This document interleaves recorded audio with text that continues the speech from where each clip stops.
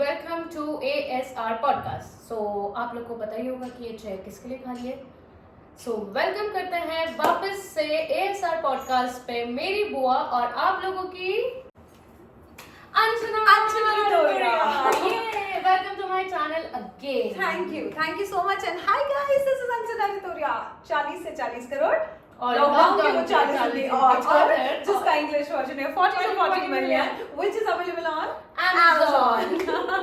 Yes. So फिर बुला thank लिया तुमने यू। मुझे। हाँ, उसके लिए थैंक यू। आप वापस से आए। जी।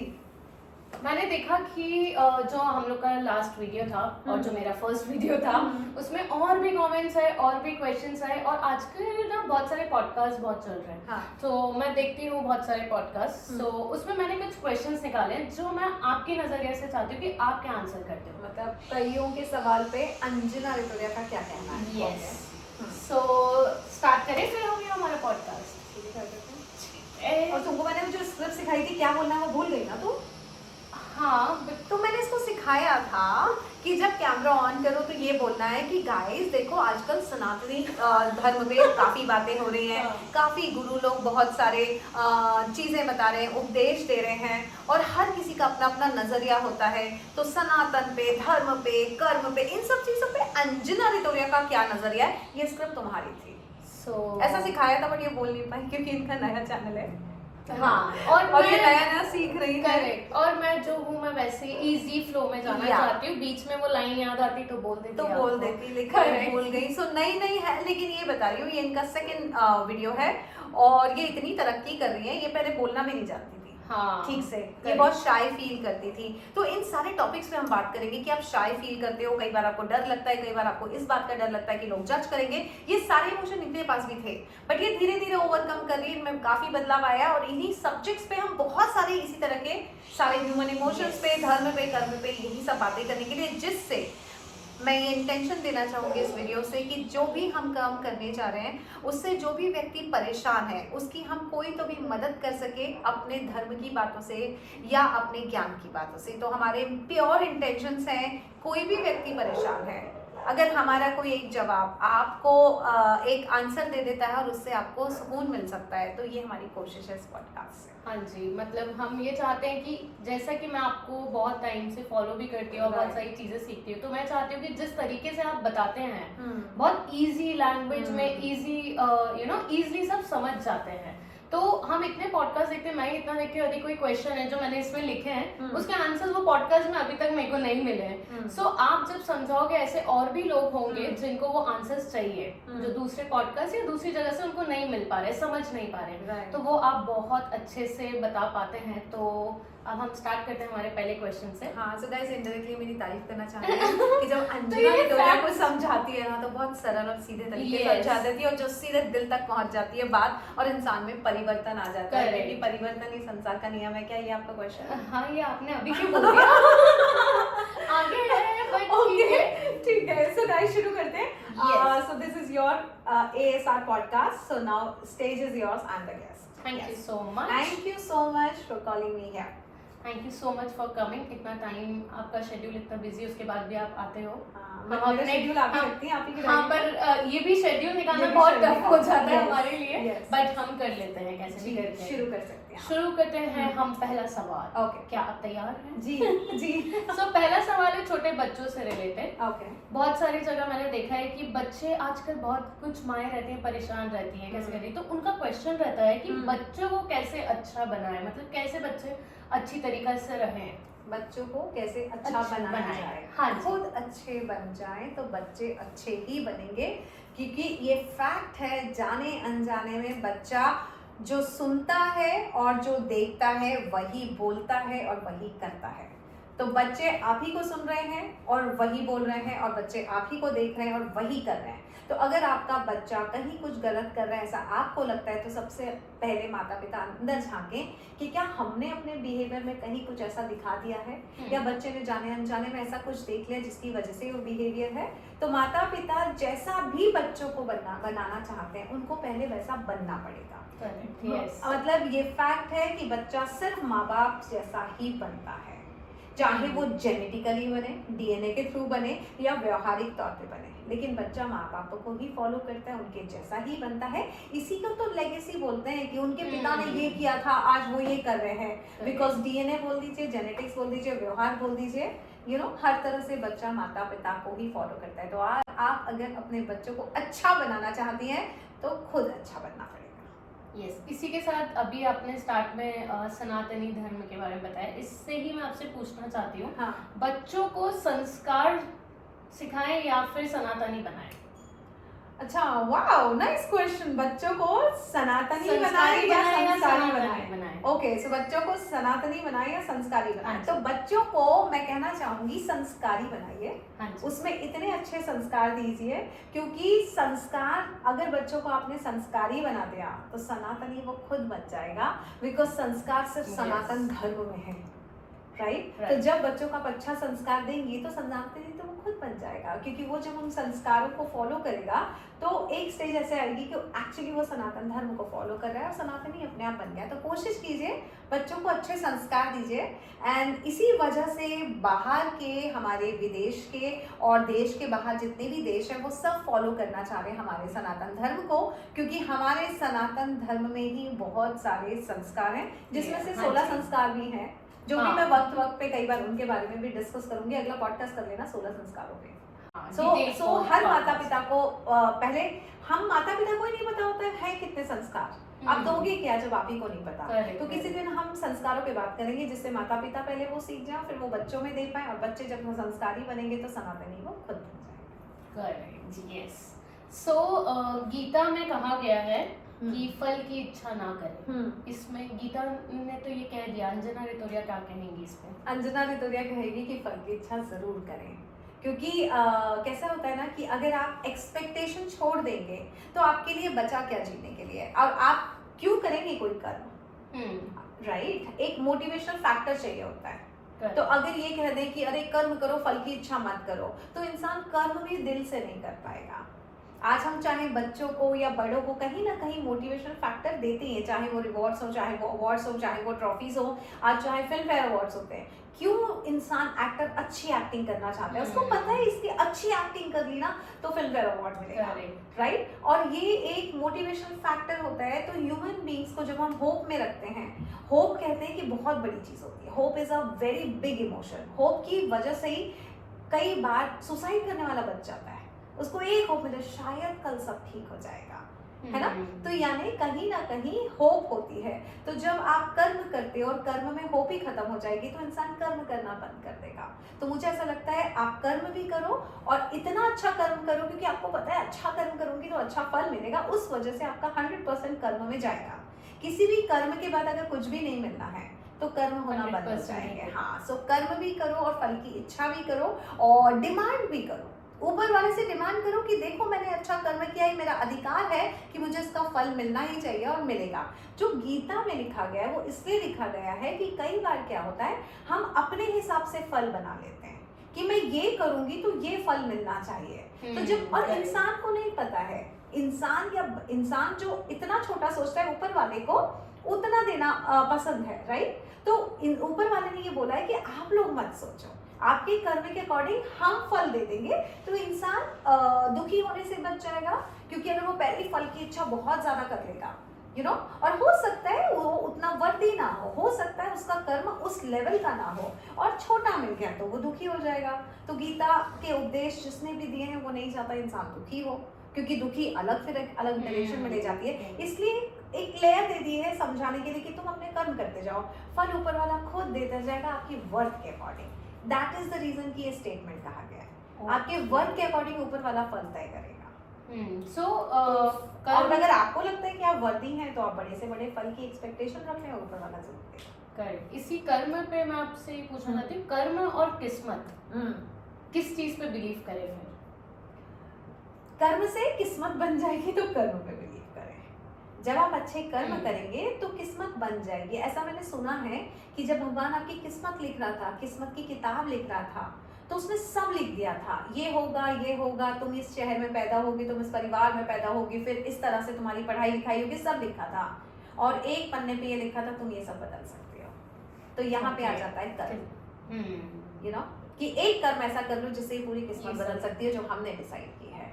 सो मैं कर्म को बड़ा मानती हूँ, लेकिन कर्म के ऊपर फिर मैं धर्म को बड़ा मानती हूँ कि कर्म करवाने वाला भी ऊपर वाला है।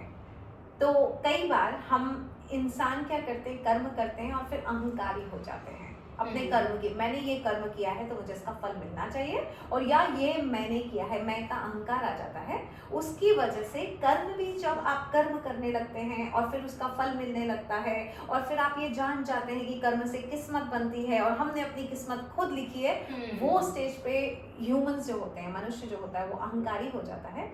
तो जितने भी कर्म करें उसके बाद सरेंडर कर दे कि देखो तुमने करवाया है, इसलिए किया है, तो अहंकारी होने से बच जाएगा। लेकिन यस, किस्मत और कर्म में कर्म बड़ा है और कर्म से किस्मत बनाई जा सकती है। सो मैंने शुरू के आपके वीडियोस देखे जिसमें आपने बहुत सारा नॉलेज लॉ ऑफ अट्रैक्शन का दिया है। उसके लिए मैं आपसे पूछना चाहती हूँ कि मैनिफेस्टेशन और डेस्परेशन, इसमें क्या डिफरेंस है? मैनिफेस्टेशन करते करते वो कब डेस्परेशन में बदल जाता है, ये इंसान को पता ही नहीं चलता है। सो मैनिफेस्टेशन कई बार डेस्परेशन में बदल जाता है और डेस्परेशन बन जाता है। पूछो कैसे? कैसे? सो कैसे होता है, जैसे अभी आपने फॉर एग्जांपल कुछ भी मैनिफेस्ट करने की कोशिश करी है ना। गाइस ये बहुत अच्छा क्वेश्चन पूछा है आयुषी ने कि मैनिफेस्टेशन और डेस्परेशन में कितना अंतर है। मैनिफेस्टेशन होते होते होते वो कब आपका डेस्परेशन में बदल जाएगा आपको पता नहीं चलेगा, और जैसे डेस्परेशन में बदल गया आपका मैनिफेस्टेशन, वो आपको फेलियर देगा, आपको गुस्सा दिलाएगा, आपको फ्रस्ट्रेशन देगा, आपको एंगर देगा, और आपको समझ में भी नहीं आएगा ये हो क्यों रहा है आपके साथ। सो कभी भी जब भी कि कोई सपना देखें या कोई बड़ा गोल लिखें और आप उसकी मैनिफेस्टेशन प्रोसेस शुरू करते हैं, I want to manifest this, तो डोंट बी डेस्परेट, यानी उसके पीछे नहीं पड़ जाना है। मैं हमेशा बोलती हूँ और कई बार मैंने ये लोगों को कहते सुना है, I have to chase my dreams. बस यही स्टेटमेंट आपको मैनिफेस्टेशन से डेस्परेशन तक पहुंचा देता है, जब आप कहते हैं I want to chase. So don't chase, write your goals, write your dreams, और उसके बाद उसको चेजिंग बंद कर दें। आपको भूल जाना है लिख के। आपको क्या लगता है, मतलब मैं गाइस आप लोगों से भी ये सवाल करूंगी, कमेंट बॉक्स में जवाब दे सकते हैं, आपको क्या लगता है जब आप अपना गोल लिखते हैं या हायर पावर या हायर इंटेलिजेंस या भगवान से ये बात करते हैं कि ये हो जाना चाहिए, तो आपको क्या लगता है उनको बार बार याद दिलाने की जरूरत है? क्या वो आपके घर के स्टाफ है जिनको बार बार ये तुमने नहीं किया, ये तुमने नहीं किया? तो हम क्या करते हैं, मैनिफेस्टेशन जब करना होता है या ड्रीम्स एंड गोल्स लिखते हैं, तो उसको ना बार बार स्टाफ की तरह भगवान को याद दिलाना शुरू कर देते हैं, ये नहीं किया, ये नहीं किया, ये नहीं किया। और जब आप ये कर रहे हैं तो आपका फ्रस्ट्रेशन बढ़ रहा है, एंगर बढ़ रहा है। एक बार बोल दिया ना, अगर वो हायर इंटेलिजेंस है तो उसको बार बार याद दिलाने की जरूरत नहीं है। सो इन दैट केस आप अपने ड्रीम्स और गोल्स को डायरी में लिख दें, एक बार सोच लें, एक बार बोल दें, बाकी सब छोड़ दें, और बाकी सब जब छोड़ देंगे तो उसकी प्रोसेस शुरू हो जाएगी और आप कभी डेस्परेट नहीं होंगे। तो उसके पीछे भाग, don't chase your dreams, just right your dreams. बाकी सब ऊपर वाला देखेगा, सारी चीजें अपने आप होंगी। You just have to feel it कि ये हो रहा है और ये हो गया है। सो मींस हमको ये बार बार रिपीट भी नहीं करना है, और बार बार अपने आप को फेलियर घोषित भी नहीं करना है। मैं कितने दिन से करने की कोशिश कर रही थी, अभी तक हुआ नहीं, और यार मैं खुद 40 से 40 करोड़ की बात करती हूँ, तुमको भी पता है। मैंने तो कभी फ्रस्ट्रेशन नहीं आया मेरे जीवन में कि 40 करोड़ कब आएंगे। मैं ऊपर वाले से बोलती हूँ मेरे 40 करोड़ कहाँ है, ऊपर वाला बोलता है कौन सी चीज है जो पैसे की वजह से तुम्हारी रुकी हुई है, इसका मतलब 40 करोड़ आ चुके हैं। तो समटाइम्स कई बार आप समझ भी नहीं पाते हो कि आप जो मांग रहे थे वो ऑलरेडी मिल रहा है, वो मिलना शुरू हो गया है। लाइक फॉर एग्जांपल, इसको और अच्छे से समझाना चाहूंगी। जैसे कि आपने कहा कि मुझे ये चाहिए और इससे मुझे खुशी मिलेगी। फॉर एग्जांपल आपने बोला कि मुझे कोई अच्छी कार बताओ तुम्हारी, बेंज, ठीक है। आपने सोचा कि बेंज चाहिए, इससे मुझे खुशी मिलेगी। लेकिन जैसे ही आपने ये सोचा है ना, और आप थोड़ी सी पॉजिटिव हुई, और कल आपके पति ने आपको कुछ गिफ्ट लाके दे दिया, परसों आपका पति आपको डिनर पे ले गया, नरसों आपकी बुआ आपको घुमाने ले गई, तो क्या मिलना शुरू हो गया आपको? खुशियाँ। तो जो बेंस आने से खुशियाँ मिल रही थी वो ऑलरेडी मिलना शुरू हो चुकी है। इसका मतलब मैनिफेस्टेशन प्रोसेस शुरू हो चुकी है, काम चालू हो चुका है, और यही प्रोसेस आपको बेंस पे खड़ा कर देगी। यानी आप समझ रही हो? तो खुशी, आपने बेंस क्यों मांगी थी? खुशियों के लिए। तो वो तो रही है मैनिफेस्टेशन खुशियों का। सो खुशियों का मैनिफेस्टेशन तो शुरू हो ही चुका है। अब डेस्परेशन कैसा और अब इंतजार कैसा उस चीज का। ट्रू, क्योंकि हम जो भी चाहते हैं गाइस वो सिर्फ खुशी, वो मिलेगा तो खुशी मिलेगी। और अगर आज ड्रीम लिखने से कल से खुशी मिलना शुरू हो गई तो उस चीज पे क्यों गोल कर रहे हैं, फोकस क्यों नहीं करते कि आज से खुशी मिलना तो शुरू हो ही गई, तो मैनिफेस्टेशन तो हो ही गया। और जब मैनिफेस्टेशन हो गया देन स्टार्ट फीलिंग इट कि वाओ, एंड व्हेन यू से तो फिर वो चीजें बहुत डिले नहीं होती है, वो फिजिकल फॉर्म में जो फॉर्म आपने चाहा है उस फॉर्म में आपकी खुशी आके खड़ी हो जाएगी वेंस के रूप में। Correct, true. आई होप मैंने तुम्हारा यस, मेरे भी कुछ क्वेश्चंस क्लियर हो गए। क्लियर हो गए। हाँ। सो ये तो हमारा मैनिफेस्टेशन के ऊपर सवाल था। दूसरा है थोड़ा फैमिली को लेके, कपल्स को लेके। सो पति पत्नी जो होते हैं या कपल्स जो होते हैं उनके रिलेशनशिप जो होते हैं वो कैसे अच्छे हो, क्योंकि बहुत सारे होते हैं किसी ना किसी छोटी छोटी रीजंस पे उन लोग के आर्ग्यूमेंट हो जाते हैं, टेम्परमेंट हाई हो जाता है, गुस्सा आ जाता है, चिड़चिड़े हो जाते हैं। So what is the reason और उससे वो लोग कैसे इजीली टैकल करें? Okay, so couple goals. So जितने भी कपल्स हैं उनको एक बात बताना चाहूंगी, जो भी पति पत्नी हैं, जिस दिन वो ये मान लेंगे, जिस दिन पति ये मान लेगा कि मैं पत्नी को अपने जैसा नहीं बनाऊं और पत्नी ये मान लेगी कि पति को मैं अपने जैसा नहीं बनाऊं, उस दिन पति पत्नी में कोई प्रॉब्लम नहीं आएगी। शुरुआत यहाँ से होती है कि एक फैमिली से पति आता है, एक फैमिली से पत्नी आती है, और इनका एक बैकग्राउंड है, इनका एक कल्चर है, इनका एक रहने का स्टाइल है, डेली लाइफ स्टाइल है, और इनको ऐसा लगता है कि जो मैं करती आ रही हूँ वो सही है, तो पति को वही करना चाहिए।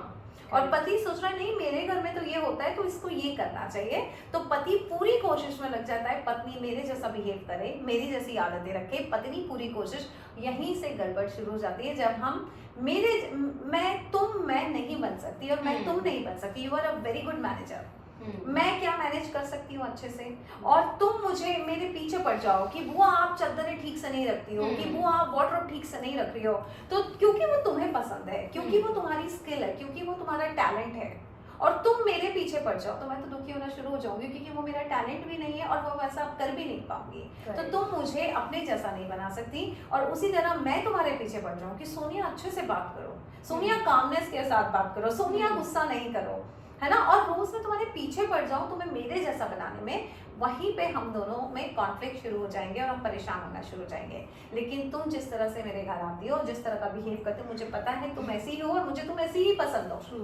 और तुम्हें तुम्हारी बुआ कैसी भी है, बुआ पसंद है ना तुम्हें, मुझे अपने जैसा तो नहीं बनाना है, और बुआ पसंद ही इसलिए आ रही है क्योंकि मैं तुम्हारी जैसी नहीं है। करेक्ट। सो ये पति पत्नी एक कोशिश रखें जब भी दूसरे घर की लड़की अपने घर में आए या आप किसी लड़के से शादी करें, उनको अपने जैसा ढालने की कोशिश ना करें, घर में वैरायटी रखें एंड एक्सेप्ट करें ये ऐसी ही है, ये ऐसी ही है। एक ऐसा वर्ड है गाइस जिससे न्यूक्लियर फैमिली से जॉइंट फैमिली में मैंने खुद ने अपना परिवार चेंज किया है। ये ऐसी ही है, हमको इसको बदलना नहीं है, हमें इसे सिर्फ एक्सेप्ट करना है। और एक्सेप्टेंस मतलब दिल से एक्सेप्टेंस, सुपरफिशियल नहीं दिखाना है कि अच्छा तुम्हें मैंने एक्सेप्ट कर लिया। कई बार पति पत्नी एक्चुअली दिल से उस चेंज को एक्सेप्ट नहीं कर पाते हैं और शिकायतें शुरू हो जाती हैं। तो पहली चीज तो दिल से एक्सेप्ट कर ले, मैंने इससे शादी करी है, ये जैसी भी है या जैसा भी है इसको मैंने स्वीकार किया है, और अगर स्वीकार इसको किया है तो इसको बदलना कैसा। तो पहली तो ये गलती ना करें कोई कपल। आपका अगला क्वेश्चन है एक्सेप्टेंस जरूरी है आपका, एक्सेप्टेंस जैसा जो है, क्योंकि आप जो लड़की लेके आए थे वो जैसी थी ना उसी से प्यार हुआ था, अब उसको क्यों बदलना है। और गलती कहाँ पे होती है कि अब पति बदल रहा होता है और अब वो बदल गई होती है, तो पति को याद आता है मैंने इससे तो प्यार किया ही नहीं था, मैंने तो उससे प्यार किया था, लेकिन वो ये बोल रहा था बदला तो मैंने ही है ना इसको। यू नो, तो ये ऐसी वाली ग्रेजुअल प्रोसेस है कि पति पत्नी समझ ही नहीं पाते कब हमने अपने जैसा इसको बना डाला और अब हमें इसे पसंद नहीं आ रहा, तो शादी के 9 साल बाद डिवोर्स हो जाते हैं जैसे हमारा क्योंकि वो मुझे अपने जैसा बना रहे थे या मैं उनको, लेकिन पसंद हमने एक दूसरे को वही किया था जो हम दोनों थे, बट चेंज हो एग्जैक्टली। तो वो गलती ना करें कपल्स। तो ये बेस है कि जिसको लाए हो वो वैसा था इसीलिए लाए हो और उसको वैसा ही रखना है। करेक्ट। इसी बात पे जैसे आपने बताया जो एक्सेप्टेंस नहीं करते जैसे आपके साथ हुआ, तो उसमें एक शक वाला चीज जो रहता है कपल्स के बीच में, वो क्यों आ जाता है? हाँ, ये पति पत्नी में शक, कपल्स, हाँ, Exactly. जो भी रिलेशनशिप में मोस्टली तो ये कपल की शिकायत होती है शक की, क्योंकि अपन दोनों तो एक दूसरे पे शक करके क्या करेंगे। मोस्टली जो मेजर जो कंसर्न है ये कपल्स के बीच का है, जो शक होता है। ये इस पे मैं जो अच्छी बात बताने जा रही हूँ, जिसको बाद में तुम शॉर्ट वीडियो में डाल सकती हो। गाइस ध्यान से सुनिए, शक कैसे होता है। सो शक 2 रीजन से होता है। एक तो ये कि जो शक कर रहा है वो या तो इनसिक्योर है। इनसिक्योर किस चीज से है कि कहीं ये चला ना जाए, कहीं ऐसा ना हो। और शक किसी भी चीज के लिए हो सकता है। शक आपको ऐसा नहीं कि आपको अपने पति पे ही होगा या पति को पत्नी पे ही होगा। अगर आपके अंदर शक की भावना पैदा हो गई, वो आप पति या पत्नी पे नहीं, आप हर किसी पे शक कर सकते हो।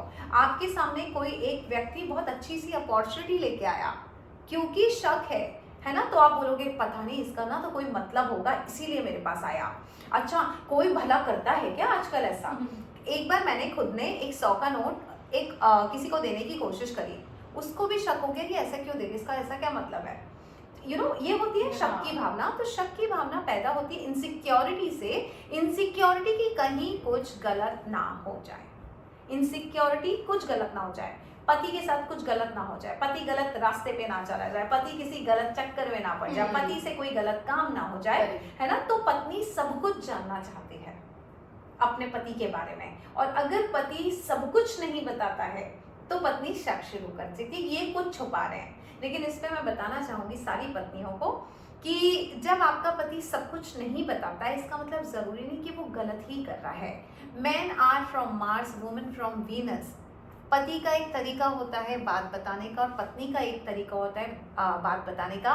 पत्नी अगर नमक का पैकेट लेने जा रही है ग्रोसरी स्टोर पे, और वो घर पे आके शाम को पति को बताएगी कि आज नमक लेने गई थी, पता है वो कैसे बताएगी कि सुनो आज फिर मैं नहा के निकली, फिर मैं ड्रेसिंग टेबल पे थी, फिर मैंने पता है वो जो मोनू दीदी ने ना वो लिपस्टिक दी थी ना, फिर मैंने वो वाली लिपस्टिक लगाई, फिर जब मैं नीचे गई तो मुझे फिर वो बाबूलाल मिला, फिर बाबूलाल ये बोल रहा था, फिर पता है मैं गाड़ी निकालने की कोशिश करी थी तो देखा तो कोई फ्रैक्चर हो गया, वो गाड़ी में पंक्चर हो गया था। फिर पता है मैं ऑटो बुलाने की कोशिश करी, ऑटो आ नहीं रहा था, फिर मुझे लगा मैं पैदल ही चली जाती हूँ। फिर मैं गई, फिर राइट में वो प्रकाश नमकीन में पता है बगल वाली भाभी मिल गई, फिर पता है उनसे ही बात करने में 15 मिनट निकल, फिर मैंने नमक लिया, मैं घर आ गई। ये तो हो गई पत्नी की कहानी। पति बोलेगा अरे आज पता है नमक खत्म हो गया था और मैं गया, फिर मैंने गाड़ी उठाई और मैं गया और फिर नमक लेके आ गया, और तो सुनो नमक आ गया, देख लेना, खाना बना देना, नमक डाल देना। करेक्ट। कितना अंतर है। अब क्या हो रहा है, मैन आर फ्रॉम मार्स वो कभी भी औरतों की तरह डिटेलिंग में बात नहीं कर सकते। अब होता क्या है, जैसे पति ने पत्नी को शाम को बताया कि मैं गया था प्रकाश नमकीन पे और नमक लेके आ गया, है ना, 2 दिन बाद इसी पत्नी को पड़ोस की भाभी मिलती है और वो इनको बताती है कि अरे कल तो ना हर्षित भैया आए थे और वो मिले थे वहां पे, मुझे और मेरी 10-15 मिनट बात हो रही थी और वो बता रहे थे कि अरे तुम्हारी शादी की सालगिरह आने वाली है। अब पत्नी को गुस्सा आया और पत्नी ने तुमने क्यों नहीं बताया था मुझे, वो भाभी मुझे बता, तुम कब मिले उन भाभी से। यहाँ से शुरू होता है पत्नी के दिल में कि पति को छुपा रहे। पति ने भाभी से वो मिले तो बताया क्यों नहीं, क्या रीजन था नहीं बताने का? रीजन कुछ भी नहीं था, क्योंकि मैन आर फ्रॉम मार्स वो डिटेलिंग में बात नहीं कर पाते हैं, वो उतना छोटा छोटा डिटेलिंग बता ही नहीं पाते, इसलिए उन्होंने सिर्फ नमक की बात बता दी क्योंकि सब्जी में नमक डालना था, और वो भाभी उनके लिए इम्पोर्टेंट नहीं थी और उतना सा डिस्कशन वो पति पत्नी के लिए भी इम्पोर्टेंट नहीं था, इसलिए उन्होंने उसको इम्पोर्टेंस नहीं दी, है ना। लेकिन पत्नी को लगा कि कुछ छुपा लिया है, और ऐसे इवेंट्स अगर 2 बार 3 बार रिपीट हो गए तो वहां से पत्नी को शक शुरू होता है। अब ऐसे में अगर हम पति को ये बोलें कि तुम घर आके सारी चीजें बताओ जिससे पत्नी को शक ना हो, तो ऐसे में फिर आप गलत कर रहे हो, फिर आप पति को औरत बनाने की कोशिश कर रहे हो। You know, man are from Mars, आप उसको वीनस में कन्वर्ट क्यों कर रहे हो, औरतों की क्वालिटी क्यों दे रहे हो। तो ये चीज की वजह से शक होता है। एक तो इनसिक्योरिटी की वजह से कि पति कहीं चला ना जाए, तो औरत या आदमी जो भी है, पति या पत्नी, उनको पहले अपनी इनसिक्योरिटी पे काम करना पड़ेगा। क्योंकि मुझे ऐसा लगता है जो फुर्सत में बैठा होता है उसके पास बहुत टाइम होता है इनसिक्योरिटी पैदा करने के लिए। मुझे नहीं लगता कि नीता अंबानी या कोई और जो बहुत अपने जीवन में सफल है और बिजी है, उन्हें थोड़ा भी वक्त मिलता होगा अपने पति पे शक करने के लिए। सो अगर आपको पति पे शक हो रहा है तो इस पे पति पे काम ना करें, खुद पे काम करें कि शायद मैं बहुत फालतू बैठी हूँ, है ना, empties mind is devils workshop, इसलिए मुझे गलत विचार आ रहे हैं, है ना, और मैं गलत इमोशन को हावी होने दे रही हूँ अपने ऊपर। तो कोशिश करें अपने ऊपर पॉजिटिव इमोशंस लाएं और अपने आप को बिजी रखें, शक अपने आप पिछली खिड़की से भाग जाएगा, और नहीं तो फिर प्यार भाग जाएगा, है ना। तो शक को भगा दे, प्यार को ना भगाए खिड़की से। या सो पति पत्नी पे एक और मैं आपसे क्वेश्चन पूछना चाहती हूँ कि आजकल कपल्स अपने एंगर, टेम्परमेंट्स ये बहुत जल्दी लूज करते हैं छोटी छोटी बातों में। जैसे यदि मैं देखूं कि मैं और हर्षित 15 साल से साथ में, फिर 3 साल शादी के, तो हम लोग के बीच में ये सब नहीं होता है। बट हमें जैसे मेरे फ्रेंड्स है जो कपल्स है, मैरिड है, तो उन लोग के मेरे को बहुत सुनने में आते हैं कि अरे आज ये हो गया, मैं उससे बात नहीं कर रही है, दिस एंड दैट। तो उस पर आप क्या कहना चाहते हो कि इस जो जनरेशन है या जो हस्बैंड वाइफ है इतना जल्दी कैसे अपना टेम्पर लूज कर लेता है? ये अच्छा क्वेश्चन है, और इसका आंसर मैं बहुत आपको चोट लग सकती है आंसर सुन के, लेकिन फिर भी एनालिसिस करना, असफल है वो, चाहे पति हो चाहे पत्नी हो, एक दूसरे पे जब टेम्पर लूज हो रहा है, एक दूसरे पे गुस्सा आ रहा है, तो मैं सीधे सीधे बोलूंगी वो असफल है। असफल किसी में भी हो सकते हैं, असफल वो अपने किसी कोई चीज चाह रहे हैं वो नहीं मिला, कुछ चीज चाहते थे वो नहीं मिली, किसी तरह का बिहेवियर चाहते थे वो नहीं मिला, है ना, और या वो अचीव नहीं कर पाए या जीवन में कुछ अचीव नहीं कर पाए। ये चीजें आपके जीवन में फ्रस्ट्रेशन लाती हैं। फ्रस्ट्रेशन आता ही फेलियर पे है। अगर आप फेल हो तो फ्रस्ट्रेटेड हो, अगर आप सफल हो तो काम हो, क्योंकि फिर आपको किस बात पे गुस्सा आएगा। तो अगर पति पत्नी, गाइस मैं बताना चाहूंगी, अगर पति पत्नी एक दूसरे पे गुस्सा कर रहे हैं तो एनालिसिस कीजिए, क्या मैं असफल हूं? और देखिए, आपको कोई कितना भी बोल देगा ना तो आपको चोट लगेगी कि ये इसने मुझे ऐसे कैसे बोल दिया।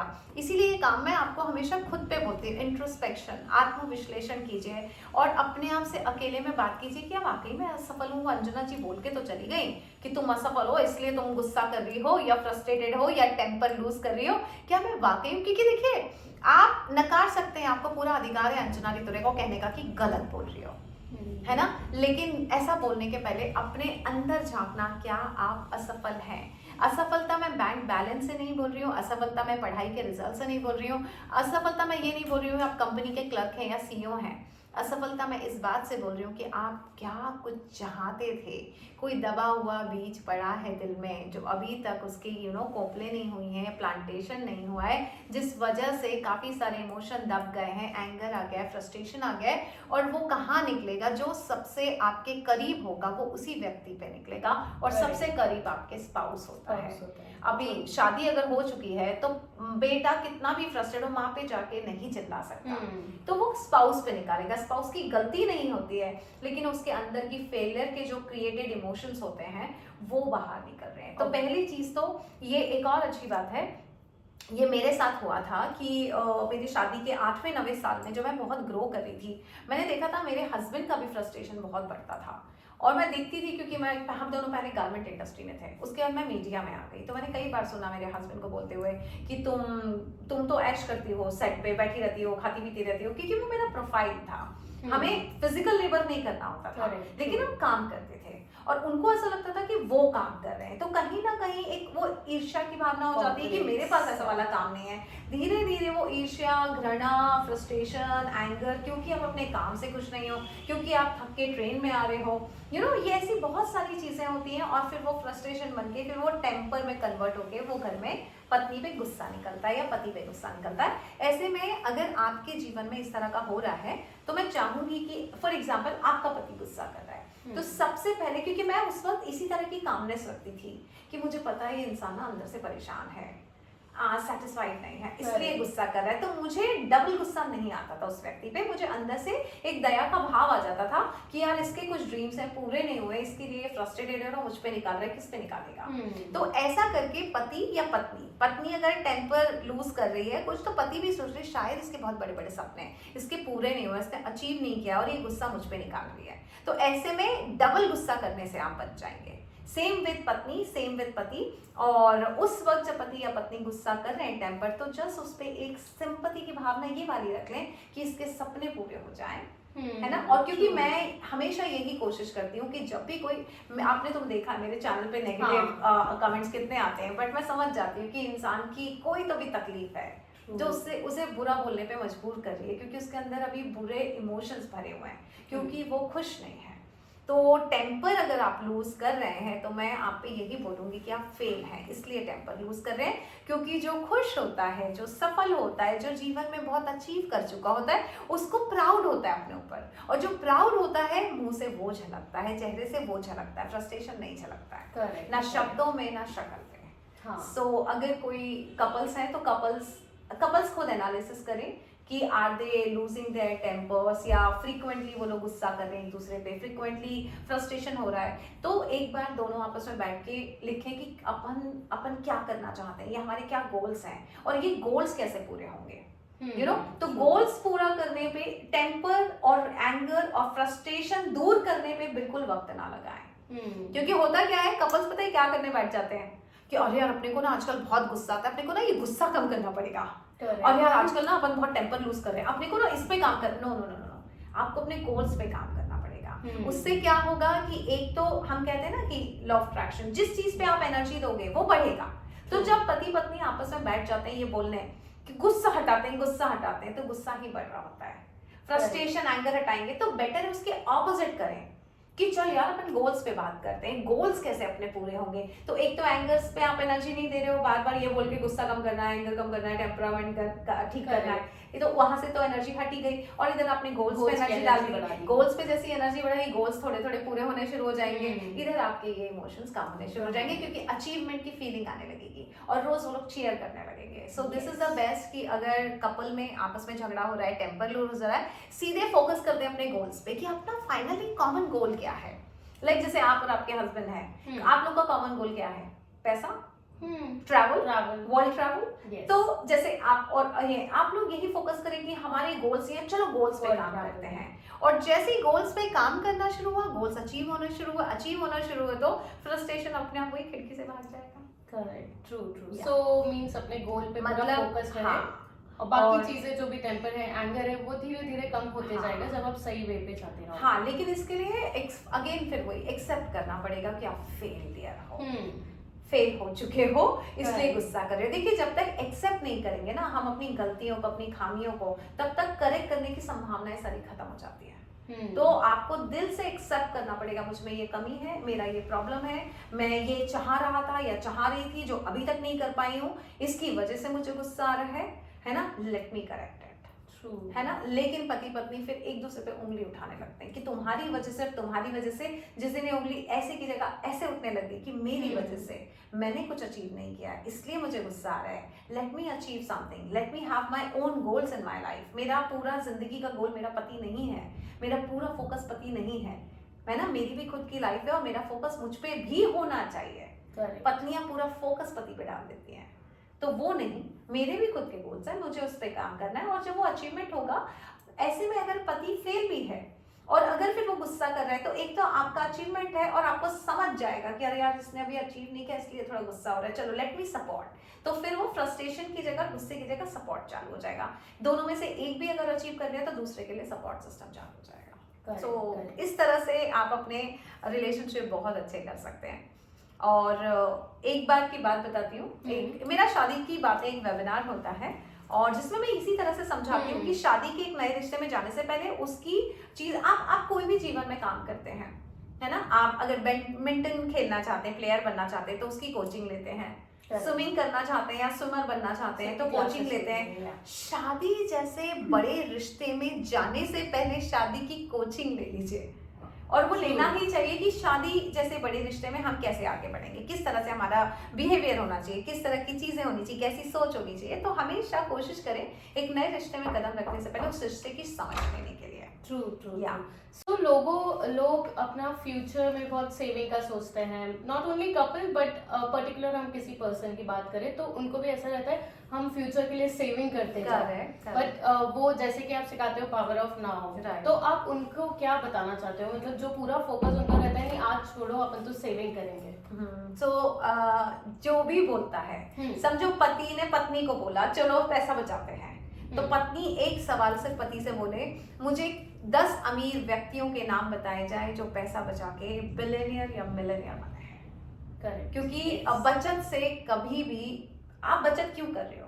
पैसा बढ़ाने के लिए, और बचत से पैसा कभी बढ़ता नहीं है। पैसा बढ़ता कब है? जब आप उसके लिए काम करते हो, बचत से नहीं बढ़ता।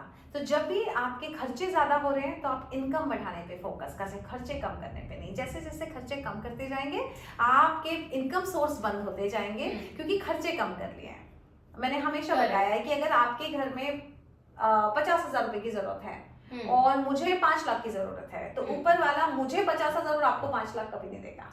आपकी जरूरत ही 50,000 की है। ऊपर वाले को हम कहते हैं ना कि ऊपर वाले को सब पता है किसको कितनी जरूरत है, वो सबके हिसाब का दे रहा है। तो आपने अपना हिसाब ही 50,000 का बनाया है, तो आपको 50 ही मिलेगा, और आप उसमें से भी कम करने की कोशिश करेंगे तो आपका इनकम फ्लो भी तो कम होगा ना। सो बचत से कभी भी कोई अमीर नहीं हुआ है। सो कोशिश करें बचत करने की बजाय इनकम सोर्स पे फोकस करें कि चलो इनकम बढ़ाते हैं यार, अपने खर्चे बहुत बढ़ रहे हैं, इनकम बढ़ाते हैं। सो बचत तो मैं कभी नहीं बोलती। रही बात सेविंग्स की और इन्वेस्टमेंट की, दैट इज डिफरेंट। अगर आपने पैसा बचा के 5 लाख में कोई जमीन खरीद के डाल दी है ना, आप बोलोगे ये भी तुम्हारे बचत, ये बचत नहीं, ये इन्वेस्टमेंट है। इन्वेस्टमेंट के रिटर्न्स मिलते हैं, है ना, और वो बढ़ के मिलते हैं। बचत के रिटर्न्स नहीं मिलते हैं। बचत अगर आप मन मार के बचत कर रहे हो, जैसे फॉर एग्जांपल मेरी 10 लाख की इनकम है पर मंथ की, और मेरे खर्चे हैं 7 लाख के, तो वो जो 3 लाख है, अब मैं बेवकूफों जैसे 3 लाख इसलिए नहीं उड़ाऊंगी कि मुझे बचत नहीं करनी है। Of course that money will go in my savings account, है ना। लेकिन अभी सडनली मुझे 1 लाख का फोन लेना है और मैं बोलूँ नहीं एप्पल बचत करनी है, मुझे फोन नहीं चाहिए। पैसा है मेरे पास और मैं फोन नहीं ले रही हूँ जबकि वो मेरी जरूरत है, दैट बचत इज रॉन्ग। कि पैसा है ना और जरूरत भी है, और पैसा बोलता है मुझे यूज करो, मैं आपकी जरूरत के लिए, और ऐसे में जब आप यूज नहीं करते हो तब पैसा आपसे नाराज होता है, बिकॉज पैसा अपने आप में एक एनर्जी है। वो नाराज होता है कि मैं तुम्हारी तो money's purpose is to used by you, you know, कि वो आपके पर्पस के लिए काम आए। ये पैसे का पर्पस है, ना कि रखने के लिए, और आप अपने पर्पस के लिए उसको यूज नहीं करे तो वो अपना पर्पस सर्व नहीं कर पा रहा है, मनी की एनर्जी। तो बेटर है जब आपको जरूरत है तो यूज करें उसे, और अगर जरूरत नहीं है तो डेफिनेटली वो सेविंग्स में जाएगा ही जाएगा। अपनी इच्छा मार के अपनी जरूरतों को साइड में रख के कि बचत गलत बचत है। तो I am not against savings, but आपकी बचत के ऊपर आपकी डिजायर्स और इच्छाएं जो हैं, और वो हर किसी को पता है। कई बार एक होता है फिजूल खर्ची, कई बोलते हैं कि अरे यार तो तुम्हारी जरूरत है या फिजूल खर्ची है। तो इसको आप धीरे धीरे समझ जाएंगे कि इस वक्त ये फिजूल खर्ची है कि नहीं। जैसे कि मैंने अभी 1-2 लाख का फोन लिया था, तो वो हो सकता है उस वक्त ऑलरेडी मेरे पास आईफोन था, 13 था, मेरे पास सैमसंग था, मेरे पास 2 फोन ऑलरेडी थे, और एक आईफोन, हाँ, और एक आईफोन 12 था, 12 भी था, 13 भी था, और मेरे पास सैमसंग था। 3 फोन ऑलरेडी थे। उस वक्त मैं 2 लाख का फोन लेने जा रही हूँ, तो आप इसको फिजूल खर्ची बोलेंगे या बचत बोलेंगे? अगर मैं बचा लेती तो इसको फिजूल खर्ची नहीं बोलेंगे। कोई बोलेगा तो फिर तुमने फिजूल खर्ची की है। आपको पता होना चाहिए आपकी क्या जरूरत है। मुझे मेरा काम ही फोटोज हैं, वीडियोस हैं, तो कैमरा इज माय इन्वेस्टमेंट। तो वो मेरी फिजूल खर्ची नहीं थी, वो मेरे काम के लिए मेरी इन्वेस्टमेंट थी। तो हो सकता है वो आपकी नजरों में फिजूल खर्ची हो सकती है, मेरी नजरों में वो मेरी जरूरत थी जिसका मैंने अपने पैसे का उपयोग किया। तो दैट पर्सन टू पर्सन आपको समझना पड़ेगा कि वो आपकी फिजूल खर्ची है कि बचत है या इन्वेस्टमेंट है। यस, और वो धीरे धीरे आ जाता है समझ जब आप करोड़ों की बातें ज्वाइन करते हैं, जो कि 1 मई को है करोड़ों की बातें वेबिनार। वो ज्वाइन करोगे तो उसमें मैं पैसे पे ही डिटेल्ड आप पैसों के बारे में बताते हैं कि कैसे हमें अर्न करना चाहिए, कैसे हमें यूज करना चाहिए, पैसे बचत कब करना चाहिए, कैसे सिचुएशन और कैसा विजडम आएगा आपको पैसे के साथ, जिसकी वजह से आपके पास एक फ्रीडम विद विजडम आ जाएगी जिंदगी में। सो इसके साथ जैसे कि लोग कहते हैं पैसों से खुशियां नहीं खरीद सकते, तो इस पे आप क्या कहना चाहते हैं? पैसों से खुशियां नहीं खरीदी जाती। पैसा होता ही खुशियां खरीदने के लिए है, मैं ये कहना चाहूंगी, बिकॉज मैंने बहुत खुशियां खरीदी हैं पैसों से। सो ये बिल्कुल गलत बात है कि पैसों से खुशियां नहीं खरीदी जा सकती। वो बात अलग है। किसी ने मुझसे एक मेरे वेबिनार में भी सवाल किया था कि मैम इसका मतलब तो हर अमीर व्यक्ति खुश होना चाहिए जिसके पास पैसा है, राइट? तब मैंने कहा था जिस व्यक्ति का व्यवहार ही दुखी होना है उसको तो पैसा के भगवान भी खुश नहीं कर सकते। तो ये कैटेगरी अलग होती है जिनके पास पैसा भी है और जो खुश भी नहीं है। वो कैटेगरी में तो पैसा नहीं, उनको भगवान भी खुश नहीं रख सकते। लेकिन यस, पैसों से खुशियां खरीदी जा सकती हैं। अगर आपको खुश होने की आदत है और आप खुश होना जानते हैं तो यस, पैसों से आप इतनी सारी चीजें कर सकते हैं जिससे आपको बहुत खुशियां होंगी। ऐसा नहीं है कि खुद के लिए, खुद के लिए कर लें, आप ट्रैवल कर लें, ट्रैवल से खुशी मिलेगी, अपने लिए सामान ले लें जो लेना है, और इसके बाद आप बोलोगे कि ओके स्टैग्नेंट हो गई, नहीं, अब आप दूसरों के लिए करना शुरू करते हैं तो भी खुशियां मिलेगी। आप लोगों के इलाज करा दें, आप लोगों को गिफ्ट दे दें, आप लोगों के लिए चैरिटी कर दें, आप बच्चे के किसी स्कूल के बच्चे की फीस भर दें तो भी खुशियां मिलेगी।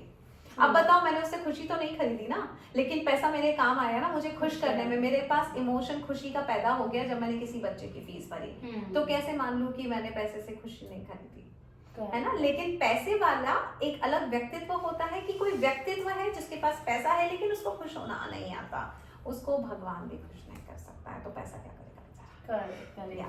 सो जैसे कि मैंने सुना है और पढ़ा भी है, परिवर्तन ही संसार का नियम है, जैसे कि सुख, दुख, हानि, लाभ, ऐसे बहुत सारी चीजें। तो इसमें आप क्या कहना चाहते हो?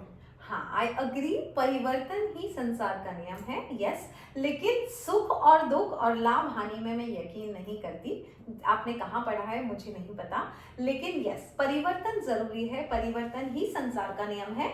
लेकिन परिवर्तन के लिए ये जरूरी नहीं है कि सुख के बाद दुख आएगा या दुख के बाद सुख आएगा या लाभ के बाद हानि और हानि के बाद लाभ, और इसको परिवर्तन बोलते हैं। मेरे जीवन का परिवर्तन है, मेरा बैंक बैलेंस 1 लाख का है, परिवर्तित हो गया वो 2 लाख का हो गया, फिर वो 3 लाख का हो गया, फिर 5 लाख का हो गया, फिर 10 लाख का हो गया। परिवर्तन तो अभी भी हो रहा है, लेकिन उसके लिए जरूरी नहीं कि परिवर्तन मेरा 1 लाख का 50,000 हो। ये मेरी सोच पे निर्भर करता है कि मैं किस तरह का परिवर्तन चाहती हूँ। मैं परिवर्तन के अगेंस्ट नहीं हूँ, क्योंकि परिवर्तन संसार का नियम है, लेकिन क्या परिवर्तन होना चाहिए ये मैं डिसाइड करूंगी। ये मेरी सोच से परिवर्तन आएगा कि कौन सा परिवर्तन जीवन में चाहिए। जैसे कि आपका शरीर है, उसमें भी परिवर्तन होंगे, लेकिन ये मैं डिसाइड करूंगी कि मैं नीचे जाऊंगी या ऊपर आऊंगी। रिश्तों में परिवर्तन हो सकता है ना। अब परिवर्तन में ये नहीं है कि रिश्ते अच्छे चल रहे थे आज बुरे हो गए। जैसे ये एक बात आपको मैं बताना चाहूंगी, आप सबको भी बताना चाहूंगी, एक बात ना कपल्स के बीच में डाल दी गई है, एक प्रोग्रामिंग कर दी गई है, पति पत्नी में नोक झोंक तो होगी ही। हाँ, आपने शायद सुन रखा होगा, बोलते हैं लोग, मैंने भी सुन रखा होगा। तो हम ये क्यों बोलते हैं कि पति पत्नी में नोक झोंक होगी ही, पति पत्नी में प्यार तो होगा ही। जिस दिन कहना शुरू करेंगे नोक झोंक बंद हो जाएगी। तो परिवर्तन उस चीज का भी तो होता है ना, कि परिवर्तन में पति पत्नी में आज ज्यादा प्यार है, कल और बढ़ जाएगा, परसों और बढ़ जाएगा, फिर उनमें पैशन आ जाएगा, फिर उनमें साथ में ग्रोथ भी हो जाएगी, फिर वो कपल अपना नाम, ये वाले भी तो परिवर्तन हो सकते हैं। आप ये क्यों मानती हो, अरे कल हमारे बीच में जब हमारा अफेयर था तब ज्यादा प्यार था, आज प्यार कम हो गया, क्योंकि परिवर्तन ही संसार का नियम है। नहीं, ये बढ़ भी तो सकता है, बढ़ के भी परिवर्तन होगा।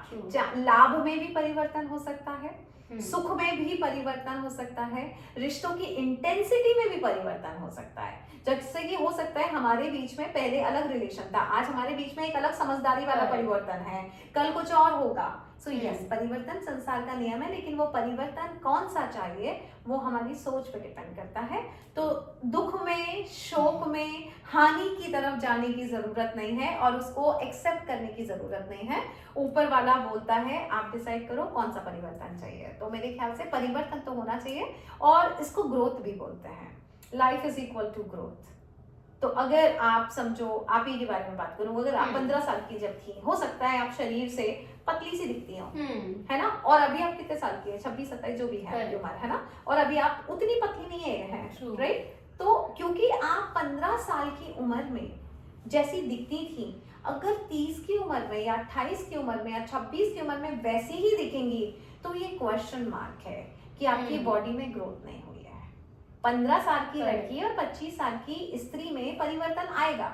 क्यों आएगा? क्योंकि बहुत सारी चीजें उसको करनी होती हैं। 15 साल की लड़की को पढ़ाई लिखाई करनी होती है, 25 साल की स्त्री को घर संभालना होता है, उसका शरीर उस लायक होना चाहिए कि वो घर संभाल सके, यू नो। सो परिवर्तन होगा ही होगा। तो कई लोग कई बार बोलते हैं मैं शादी के पहले ऐसी दिखती थी, अरे परिवर्तन ही संसार का नियम है और वो बदलेगा ही बदलेगा, है ना। सेल्स बढ़ेंगे ही बढ़ेंगे, चीजें ग्रोथ होगी, तो उसको ग्रोथ बोलते हैं। उसको कभी भी जो औरतें हैं जो बोलती हैं मैं शरीर के बाद मेरा शरीर मोटा हो गया, उसको ग्रोथ बोलते हैं, है ना। मोटा बोलना अपने आप को बंद करें, ग्रोथ बोले मेरा शरीर की ग्रोथ हो रही है। मैं 15 साल की उम्र में छुई मुई लगती थी, अब मैं ग्रोथ होके एक परिपक्व नारी के रूप में परिवर्तित हुई हूँ, है ना। लेकिन जैसे वो थोड़ा सा अनकंफर्टेबल होने लगेगी अपनी बॉडी के साथ, ये सोच के कि अरे यार मैं मोटी हो गई हूँ, तो वो गलत डायरेक्शन में जाएगी, तब वो जाके तब वो मोटी होगी, तब उसका शरीर स्थूल शरीर में परिवर्तित होगा, क्योंकि उसने ऐसा सोचना शुरू कर दिया। जिस दिन उसको पॉजिटिवली लेगी, नहीं पहले मैं छुई हुई थी,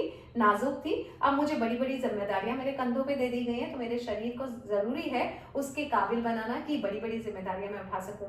जब माँ बनेगी तो बच्चा उठाना है गोद में, तो छुई में लड़की थोड़ी बच्चा उठाएगी, राइट? सो उस तरह से यस, परिवर्तन संसार का नियम है और वो होता रहना चाहिए। आप उस परिवर्तन को किस तरह से लेंगी ये आपकी सोच पे डिपेंड करता है। अगर आपको वो परिवर्तन अच्छा नहीं लगेगा तो आप उस परिवर्तन के साथ अपने जीवन के साथ कई बार खिलवाड़ कर सकती हैं गलत सोच से।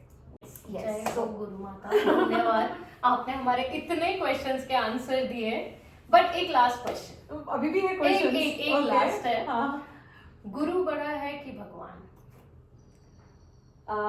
गुरु बड़ा है क्योंकि वो आपको भगवान से मिला भी सकता है और आपको भगवान बना भी सकता है।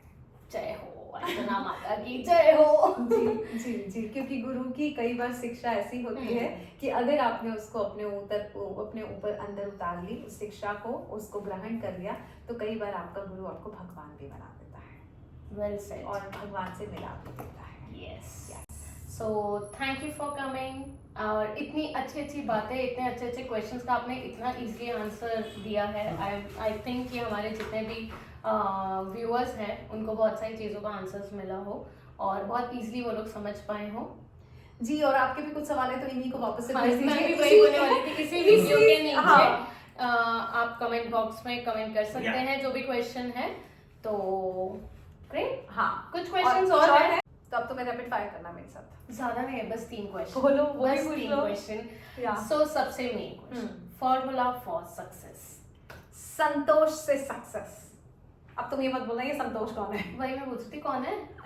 संतोष मतलब अपने आप में सैटिस्फैक्शन, कंटेंटमेंट, अंदर हैप्पीनेस। तो अगर आपको सक्सेस चाहिए तो शुरुआत संतोष से होगी। संतोष of what you already have, है ना? आपके पास जो भी है, पहले अगर उसमें संतोष नहीं मिला तो ऊपर वाला दूसरी चीजें कभी नहीं देगा। वो बोलेगा इसको इतना दिया तब तो संतोष मिल नहीं रहा है, इसको कितना भी दे दूंगा तो भी ये संतोष ही नहीं होगा, है ना? सो संतोष पहले कर लें। शरीर जैसा मिला है उसमें संतोष, जितना बैंक बैलेंस है उसमें संतोष, जितने भी रिश्ते हैं उसमें संतोष, पति अगर अच्छा नहीं है लेकिन पति है ना, उसमें संतोष। यू नो, संतोष से फिर आप उसको इम्प्रूव कर सकते हैं सिचुएशन, क्योंकि जब संतोषी होता है इंसान तो उसमें कामनेस होती है, वो कूल होता है दिमागी तौर से, वो माइंड से सोच सकता है, और जब अच्छा सोचेगा तो वो अच्छा कर पाएगा, बड़ा सोचेगा तो बड़ा कर पाएगा। लेकिन अभी के जीवन में, आज की सिचुएशन में संतोष ही नहीं है तो वो कैसे बिना कूल माइंड के या बिना दिमाग को शांति से बड़ा सोच सकता है। तो मैं कहूँगी कि हर सिचुएशन में पहले संतोष हो for whatever you have, and then you can think about, you know, upgrade your life. So then you'll be successful. Correct. Start with satisfaction and contentment. Yes. Okay. So वैराग्य क्या चीज है? आजकल की युवा पीढ़ी आजकल बहुत एक्टिव है इन सब चीजों पे, तो आपका क्या कहना पड़ता है इसमें? अच्छा, वैराग्य मार्ग से आजकल की युवा पीढ़ी बाहर भगवान ढूंढ रही है। सो वैराग्य है कुछ नहीं, भगवान ढूंढने की प्रोसेस है जो कई युवा पीढ़ी ने कर ली है। उसमें उन्होंने अपना चोला बदल लिया है और भजन शुरू कर दिए हैं। सो अगर आपको भगवान ढूंढना है तो भक्ति मार्ग से आपको भगवान बाहर मिलता है, ट्रू, और ध्यान मार्ग से भगवान आपको अंदर मिलता है। सो कुछ लोग ध्यान मार्ग सुनते हैं, जैसे मेरे पास भगवान मुझे अंदर दिखते हैं, इसलिए मैं अपने आप को भगवान बोलती हूँ, क्योंकि जब अंदर मिलते हैं तो मैं तो बोलूंगी ना कि मैं भगवान हूँ।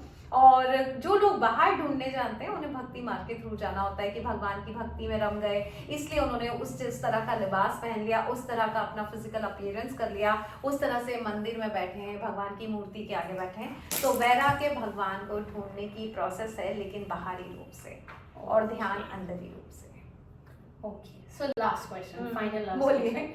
कैसी भी सिचुएशन हो, कुछ भी हो रहा हो, कैसे पॉजिटिव रहें? One simple answer. Perspective. Okay, perspective के बारे में मैंने बहुत बताया, बार बार बताया है। हर सिचुएशन में आप एक पॉजिटिव नजरिया रख सकते हैं। सिर्फ नजरिया और आपकी सोच ही आपके हर सिचुएशन को, हर इवेंट को, हर व्यक्ति को पॉजिटिव कर सकती है।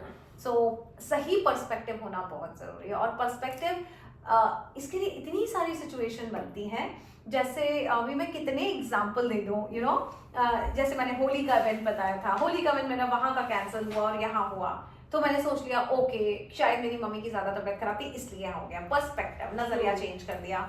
उसके बाद अब मेरे पति मुझे छोड़ के चले गए, पर्सपेक्टिव इसलिए छोड़ के चले गए क्योंकि मैं इतना बड़ा कुछ करने वाली थी, तो अब उस बात पे गुस्सा नहीं आ रहा है ना। आप जब फेल हो जाते हो सीए की एग्जाम पे, आजकल सीए के बच्चे बड़े फेल हो जाते हैं कई बार, तो इसलिए तो फिर मैं उनको बोलती हूँ नजरिया होना चाहिए आप सीईओ बनने वाले हो और कंपनी में सीए हायर करने के लिए बने हो, आप सीए बन करने के लिए बड़े नहीं हुए। तो ये एक सोच है, जब बार बार आप सीए के एग्जाम में फेल हो रहे हो तो समझ जाओ मैं सीए हायर करने के लिए पैदा हुआ हूँ, सीईओ बनने के लिए पैदा हुआ, सीए बनने के लिए नहीं, यू नो।